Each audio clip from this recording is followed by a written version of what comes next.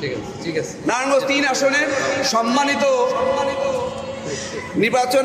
জাতীয় নির্বাচনের ক্যান্ডিডেট জনাব ইকবাল হোসেন ভূঁইয়া, ডক্টর ইকবাল হোসেন ভূঁইয়া, উনি আমাদের প্রোগ্রামে ইতিমধ্যে উপস্থিত হয়েছেন।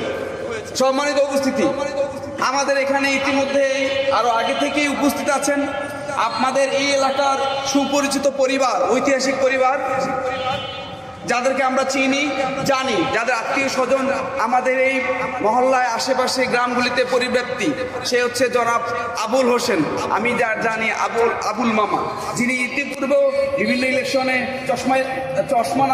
চশমা প্রতীক ছিল, তাই না? চশমা প্রতীক নিয়ে উনি ইলেকশন করেছিলেন। তো এই আবুল হোসেন মামা আজকে আমাদের প্রোগ্রামে উপস্থিত হয়েছেন। আজকের এই প্রোগ্রামের পক্ষ থেকে ওনাকে আমরা মোবারকবাদ জানাই।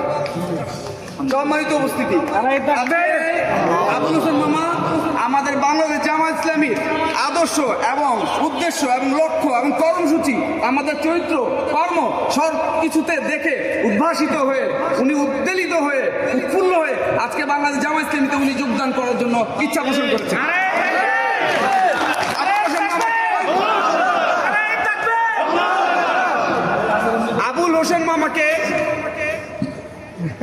আবুল হোসেন মামা আপনারা জেনে থাকেন, বাংলাদেশ জামায়াত ইসলামী হচ্ছে একটি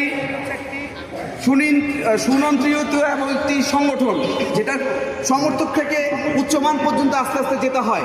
শুরুতে যিনি আসবেন উনি সমর্থক ফরম পূরণের মাধ্যমে উনি কর্মী হন।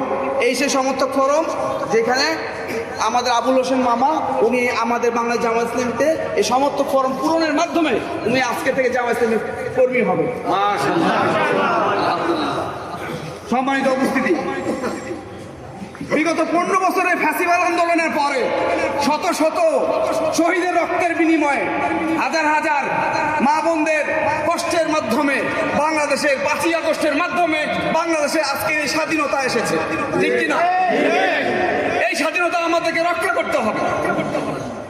আজকে আমরা দেখতে পাই সংসদ ভবনগুলিতে আমরা আমাদের নেতৃত্ব পাঠাই, আমরা এমপি পাঠাই, অথচ তারা সংসদে দাঁড়িয়ে কোনো কথা বলতে পারে না।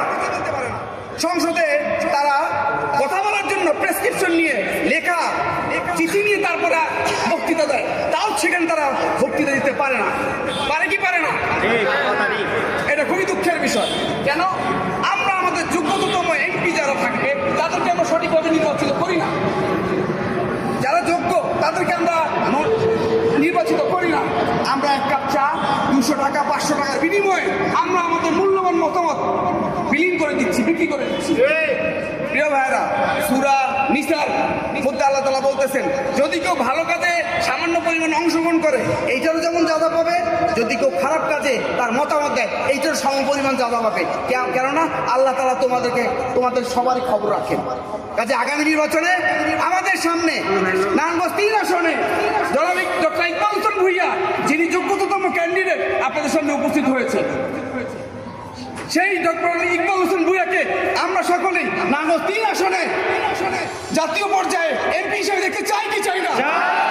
আল্লাহ আমাদেরকে তৌফিক দান করুন।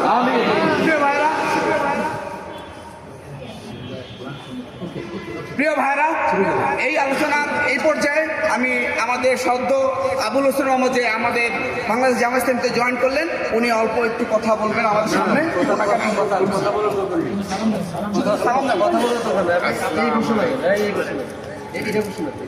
ফুলের তোড়ার মাধ্যমে ডক্টর ইকবাল হোসেন ভূঁইয়া উনি আবুল হোসেন মামাকে বাংলাদেশ জামায়াত ইসলামীতে গ্রহণ করছেন।